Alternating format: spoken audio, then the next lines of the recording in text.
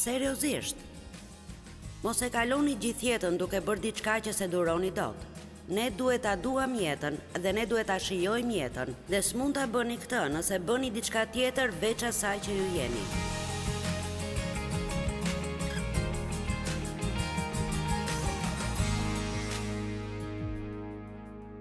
Dëshiroj t'ju përcjell sot një mesazh të shkurtër që Perëndia e vuri në zemrën time një pasdite dhe e titullova Qëndroni në korsin tuaj. E dini, po të mendoni kur jepni makinës, nëse do të dilni nga korsia juaj, ka gjasa të pësoni ose të shkaktoni një aksident. Dhe jeta jonë është e ngjashme me këtë, ne duhet të dim se cila është korsia jonë dhe të ecim aty, e të qëndrojmë aty. Dhe e dini, kur ju zbuloni se cili është vendi juaj i dashur, ose se çfarë supozohet që ju të bëni, për çfarë keni dhunti dhe për çfarë keni talent, djalli do të përdor të gjitha mënyrat e tij që të përpiqet t'ju nxjerr prej andej. Dhe një nga gjërat që do të ndodhë është se ne do ta krahasojmë veten me njerëzit e tjerë dhe ndoshta ne nuk po bëjmë atë që ata po bëjnë. Dhe ndoshta na duket sikur ajo që ata po bëjnë është më e rëndësishme, apo është më e mirë se ajo që bëjmë ne. Ne bijem në këtë kurth dhe unë mendoj se ndoshta të gjithë e bëjnë këtë, të paktën një herë në jetë. Për disa njerëz është problem për gjithë jetën dhe përpiqen të jenë diçka që realisht nuk janë. Ne mendojmë se mund të jemi si ky person apo si ai person, ne duhet të veprojmë si ai, apo të veprojmë si ai, apo të jemi të aftë të bëjmë atë që bën ai. Dhe jo vetëm që e mendojmë këtë, por një gabim i madh që qenjet njerëzore bëjnë është se mendojnë se nëse janë të zotë në diçka, edhe të tjerë duhet jenë të zotë në atë gjë. Forca tani.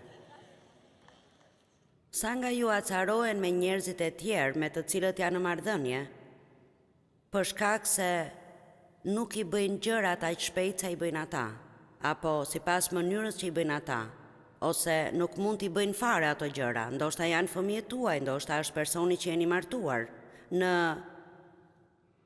Në një martesë ju bini në dashuri pothuajse gjithmonë me dikë që është i ndryshëm nga ju. Dhe kur martoheni me të, përpiqeni ta ndryshoni atë dhe ta bëni siç jeni vetë. Dhe ky është një gabim i madh, sepse arsyeja pse ne tërhiqemi nga njerëzit që nuk janë si ne është se kemi nevojë për ta. Ne kemi disa dhunti, njerëz të tjerë kanë disa dhunti, dhe mënyra se si Perëndia do që trupi i tij të funksionojë është që secili prej nesh të sjellë atë që ka dhe të punojmë së bashku, pa u krahasuar asnjëherë dhe pa menduar se puna që ne bëjmë vendos se çfarë vlere kemi. Do ta them përsëri. Puna juaj, karriera juaj nuk vendosin se çfarë vlere keni ju. Amen. Ne nuk duhet të shohim më dikë tjetër dhe të mendojmë se duke qenë se duket sikur ai person ka atë që bota e quan punë të rëndësishme, dhe vini re thash që bota e quan si një punë të rëndësishme. Kjo bën që ai person të jetë më i rëndësishëm apo më i mirë se të tjerët. E vetmja gjë që ne duhet të bëjmë është të zbulojmë atë që Zoti do që të bëjmë, dhe ta bëjmë, dhe do të marrim një shpërblim të njëjtë. Nëse unë jam në platformë nga që është vendi ku Zoti më ka dhënë hirin të jem, dhe njerëzit më dëgjojnë mua të flas, apo nëse jam një këngëtar e mirë që nuk jam, por kishte disa njerëz tu që kënduan, dhe ndoshta pastaj mund të jetë dikush tjetër këtu, puna e të cilit është të ri këtu pas takimit dhe të pastroj gjithë sallën, ndoshta të pastroj edhe banjat që përdorëm ne dhe të laj të gjithë vendin, njerëzit ndoshta mendojnë, e po jam thjesht një pastruese. Nuk më pëlqen të dëgjoj një grua që thot unë jam thjesht një shtëpiake. Po ju them diçka, në momentin që e thoni këtë, unë jam thjesht kështu, tashmë jeni duke thënë se ju po e ulni veten tuaj, apo mendimet që keni për veten. Dhe po ju them diçka. Më kujtohet kur rria në shtëpi me 3 fëmijët e mi. Dhe po ju them se kjo nuk është thjesht një gjë. Po them se kjo gjë mund t'ju bëj çdo gjë vetëm të lira jo. Dhe është punë e madhe. Ju nuk jeni thjesht një nën shtëpiake. Ju jeni një nën, po kujdeseni për çdo gjë, gratë kujdesen për kaq shumë gjëra, dhe ato janë shumë të vlefshme, dhe kështu bëjnë shumë punë, dhe ato kanë një zemër të butë, dhe ato kujdesen për gjërat. Dhe unë dua që të gjithë ju të dilni prej këtej sot duke u ndjerë mirë me veten tuaj. Dhe unë dua që të gjithë të dilni prej këtej duke e ditur se nuk keni asnjë arsye apo të drejtë ta krahasoni veten tuaj me njerëzit e tjerë. Dhe nëse jeni duke e bërë këtë, unë dua që të mos e krahasoni më veten tuaj me njerëzit e tjerë.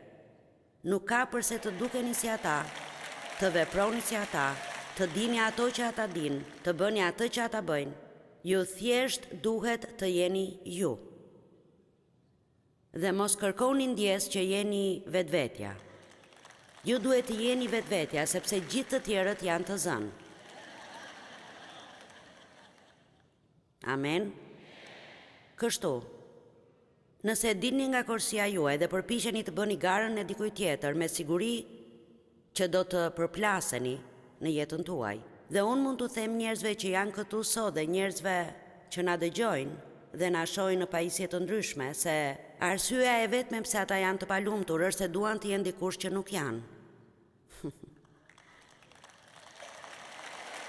Po them, kjo është e vetmja arsye,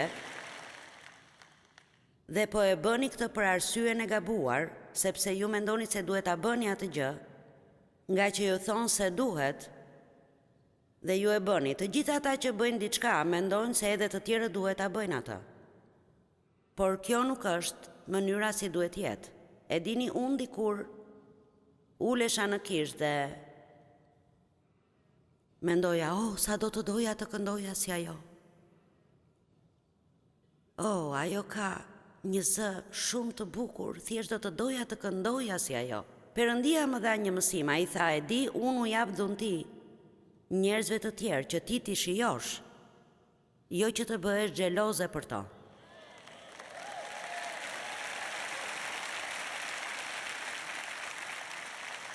Unë kam dhuntin e komunikimit dhe unë do të jem në gjendje t'ju komunikoj juve sot gjëra rreth fjalës së Perëndisë që do t'ju ndihmojnë ta kuptoni atë edhe më mirë. Kështu, ajo që duhet të bëni është të uleni aty dhe të shijoni dhuntin time. Dhuntia ime më bën mua që të punoj, por ju e shijoni atë. Dhe dëgjoni, dhuntia juaj ju bën që ju të punoni, por pastaj unë e shijoj atë. Mund t'ju them se para se Perëndia të bëj shumë gjëra me ju duhet të gjeni gjuhën e përbashkët dhe të reatoheni me të qenit vetja juaj. Amen? S'mund të dëshironi, dëshiroj të jem si ti, unë do të jem Joyce Meyer i ardhshëm. Shpresoj që jo. Shpresoj të jem vetëm unë kështu dhe çfarëdo që të bëni, shpresoj që ta bëni shumë më mirë nga sa e kam bërë unë. Mos u reatoni thjesht duke qenë si dikush tjetër, por jini versioni më i mirë që mund të jeni i vetes suaj. Dhe mos kërkoni më ndjes për veten tuaj. Amen? Bëni atë që jeni të Zot. Mos keni frikë të bëni atë që jeni të Zot të bëni. Nuk e di, por a besojmë se Perëndia do që t'jemi të lumtur? A mendoni se ai do t'ju detyrojë në një karrierë që do t'ju dëshpërojë? Pyes veten se sa njerëz rrinë në një punë që e urrejnë, nga që aty bëjnë pak më shumë para nga sa do të bënin sikur të pranonin një punë që vërtet u pëlqen të bëjnë. Forca, do ta them përsëri këtë më ngadalë. Shumë njerëz e urrejnë punën e tyre. E urrej punën time. E urrej shefin tim, e urrej njerëzit që punoj. E urrej t'jap makinës në trafik. Perëndia nuk do që ne ta urrejmë jetën tonë dhe të urrejmë atë që bëjmë. Kështu ju thoni, po atëherë pse nuk fillon një punë tjetër, pse nuk bën diçka tjetër? E di, nuk mund të heq dorë nga paratë që marr, fitoj shumë para aty. Unë po ju them diçka, gëzimi është shumë më i rëndësishëm se sa parat. Tani, sigurisht. Po them, sigurisht kemi nevojë për para, por ndoshta është më mirë të gjeni një mënyrë për të ulur shpenzime dhe të gjeni një punë ku të jeni të lumtur se sa të kaloni gjithë jetën duke bërë diçka që e urreni. Dhe unë shpresoj që sot është hyrë dikë në limit dhe ai person të ketë guxim që ta lërë punën që ka dhe që nuk e duron dot më. Seriozisht. Mos e kaloni gjithë jetën duke bërë diçka që se duroni dot. Ne duhet ta duam jetën dhe ne duhet ta shijojmë jetën dhe s'mund ta bëni këtë nëse bëni diçka tjetër veç asaj që ju jeni. Perëndia gjithmonë jep hirin për vendin ku jemi. Shumë njerëz duket sikur nuk e dinë çfarë duhet të bëjnë në jetë, thjesht nuk e di se çfarë jam thirrur të bëj. Nëse nuk e dini se çfarë jeni thirrur të bëni, provoni disa gjëra. Dhe zbuloni se çfarë ndjeni rehat të bëni. Gjeni atë që ju kënaq, atë gjë ku jeni të Zot. Kur unë rash në dashuri me Jezusin, thjesht doja t'i shërbeja Perëndis, doja të punoja për të dhe të bëja çfarëdo që mundesha dhe isha e gatshme të provoja gjithçka. Nuk isha nga ata njerëz që presin gjithë jetën që Perëndia t'u thotë se çfarë i ka thirrur të bëjnë. Thjesht filloja punën dhe nëse kishte një skuadër ungjillizimi dhe ata donin që të dilim në rrugë dhe kisha në të cilën shkoja kishte një shërbes të madhe në rrugë. Ata bërin diçka të madhe si ndarja e fletushkave, ato ishin të bardha dhe të verdha dhe shkruaj Jezusi të do me një fytyrë të buzëqeshur dhe dilnim në qendër të St. Louisit dhe u jepnim njerëzve dhe u thoshnim Jezusi të do ty dhe nuk më pëlqente kjo.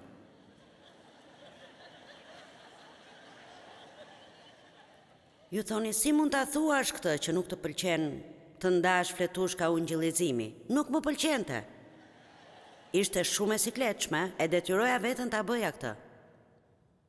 Nuk më pëlqente fare dhe ne dilnim në dimër dhe ishte një i ftohtë acari dhe më kujtohet fletushka e parë që u përpoqja t'ja jepja dikujt, ai ma hodhi nga dora atë fletushkë dhe më tha, nuk e dua këtë gjë që shkruan pallavra të kota. Por pastaj ka shumë njerëz të tjerë që janë vërtet të vajosur për këtë lloj ungjillizimi dhe nëse je një mëkatar, nuk do të doje të ishe në ashensor me ta sepse do të shpëtoheshe derisa të dilje nga aty.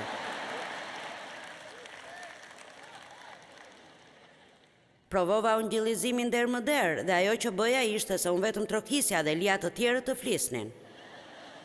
Por kur ngjitem këtu mund të më vini përballë 20 milion njerëzve dhe unë jam aq e guximshme sa të them çdo gjë që besoj se Perëndia dëshiron.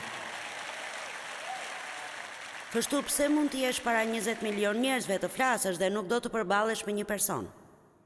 Nuk e di këtë. Dhe madje s'më intereson.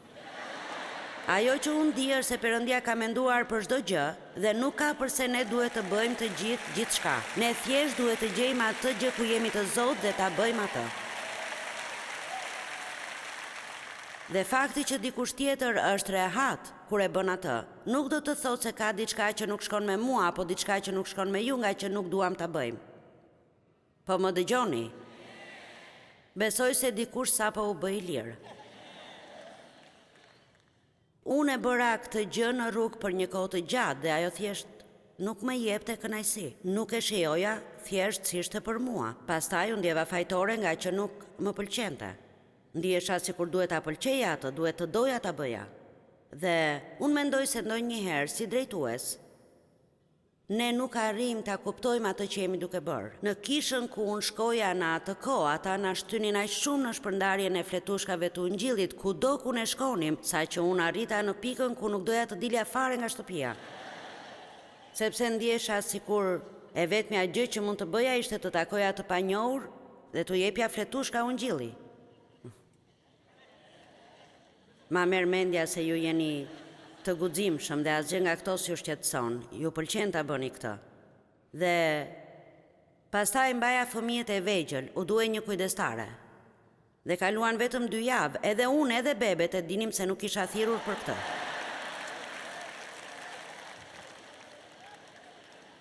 Vërtet. Por pastaj më erdhi një ide që të mblidhja një grup grash dhe që gjatë një vere ne të vendosnim fletushka ungjillizuese në xhamat e makinave dhe kështu unë mblodha shumë gra së bashku sepse jam drejtuese e lindur dhe mund t'i motivoj njerëzit të bëjnë gjëra dhe vetëm brenda 2 muajve vendosëm 10.000 fletushka ungjilli në fshirëset e xhamave në makina dhe pastaj dola para pleqësisë së kishës dhe u futa në telashe, nga që i kisha bërë këtë pa marrë më parë lejen e tyre. Tani kjo është mënyra se si funksionon hierarkia fetare, ata do t'ju thonë çfarë duhet të bëni dhe pastaj nëse e bëni atë që ndjeni rehat apo jeni thirrur të bëni, atëherë do të keni probleme nga që s'keni marrë lejen e dikujt më parë. Forca. Kështu si drejtues ne duhet t'i ndihmojmë njerëzit. Nuk duhet i detyrojmë ata të bëjnë atë që ne duam të bëjnë, por ne duhet t'i ndihmojmë që ata të gjejnë atë që janë të talentuar dhe janë të vajosur të bëjnë, dhe me qëra fjala, kjo është edhe puna juaj si prindër. Mësojeni fëmijës rrugën që duhet të ndjek, sipas dhuntisë apo talentit të tij individual, thot Bibla e amplifikuar. Mos u përpiqni të përmbushni ëndrat tuaja të papërmbushura përmes tyre dhe t'i detyroni të bëjnë atë që ju nuk patët mundësinë ta bëni. Hyni në korsin tuaj dhe qëndroni aty. Shijojni jetën, e dini Jezus e tha se ai vdiq që ne të kemi jetë dhe ta shijojmë jetën. Po them, kjo e ktheu botën time me kokposht, kur e pash këtë shumë vite më parë. Ne s'jemi këtu që thjesht ta shtyjmë derisa Jezusi të kthehet. Ne duhet ta shijojmë këtë jetë, të shijojmë udhëtimin ton, duhet ta shijojmë çdo gjë që ne bëjmë. Madje edhe Adami dhe Evës ju tha ta shijonin ushqimin në kopsht. Ne duhet ta shijojmë njëri tjetrin, të shijojmë jetën që Perëndia na ka dhënë. Romakëve 12:3-8. Sepse për hirin që më është dhënë, unë i them secilit prej jush të mos e vlerësoj veten më shumë se sa duhet ta çmoj, por të ketë një vlerësim të përkor sipas masës së besimit që Perëndia i ndau secilit. Tani, ky është një mesazh i mirë më vete, sepse ajo që po thuhet është në rregull. Çfarëdo dhuntie që ju keni, çfarëdo hiri që Perëndia ju ka dhënë juve, të bëni atë që ju bëni. Nuk duhet të bëni gabimin ta vlerësoni veten tuaj më shumë se sa duhet, duke menduar se po e bëni ju këtë. Sepse si jeni ju ata që po e bëni, është Perëndia që po e bën përmes jush. Kjo është arsyeja pse pavarësisht se çfarë bëjmë, fakti se kush jemi ka rëndësi. Fakti se kush jemi në Krishtin. Dhe të gjithë në Krishtin janë të barabartë, pavarësisht se çfarë bëni apo çfarë nuk bëni. Amen. Dhe nëse nuk e kuptoni se kur jeni të Zot në diçka, jeni të Zot nga që Perëndia ju ka aftësuar dhe ju ka dhënë dhunti për të qenë të Zot, ju do të bini në kurthin e të menduarit se të gjithë të tjerët duhet të jenë të aftë të bëjnë atë që bëni ju. A e kuptoni ç'dua të them? A ju ka ndodhur ndonjëherë që dikush të acarohet me ju për shkak se ju nuk bëni atë që ai bën?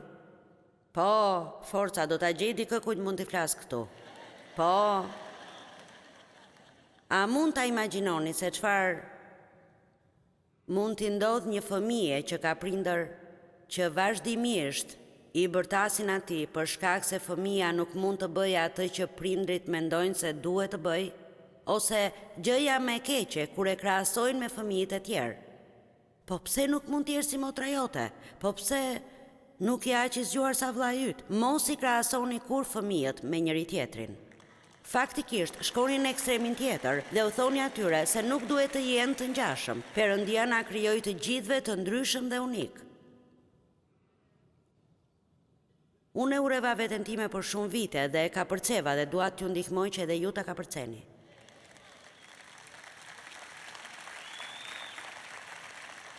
Sepse sikurse në një trup kemi shumë gjymtyr, dhe të gjitha gjymtyrët nuk kanë të njëjtin funksion.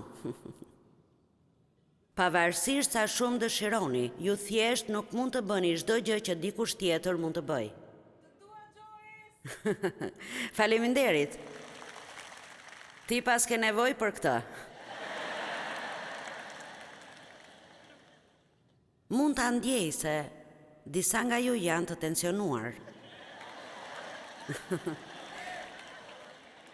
Forca, ne nuk shkojmë në kishë t'i bëjmë përshtypje njëri tjetrit. Po ju them diçka, për sa kohë ndjeni nevojën të bëni përshtypje, s'do të jeni të lirë.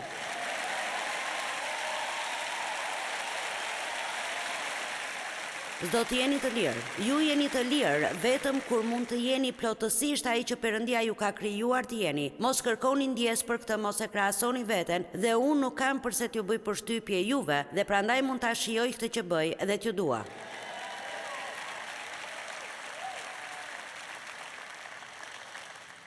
Dhe unë vërtet e ndjej në zemrën time se dikush nga ju do të bëhet i lirë sot. Vërtet do të bëhet i lirë, jam në rregull. Unë jam mirë, nuk ka asgjë që nuk shkon me mua, sepse unë nuk jam ti. Nuk ka asgjë që nuk shkon me mua nga që peshoj 5 kile më shumë se ti dhe pavarësisht se çfarë bëj nuk i humbas dot. A nuk i doni ata njerëz që harrojnë të hanë? Unë mund të harroj shumë gjëra, por nuk harroj kur të ha. Amen. Dikush heq pijet me gaz nga dieta dhe humbet 25 kile. Dhe dikush mund të jetoj me bukë e ujë të shtoj në peshë. Le të vazhdojmë.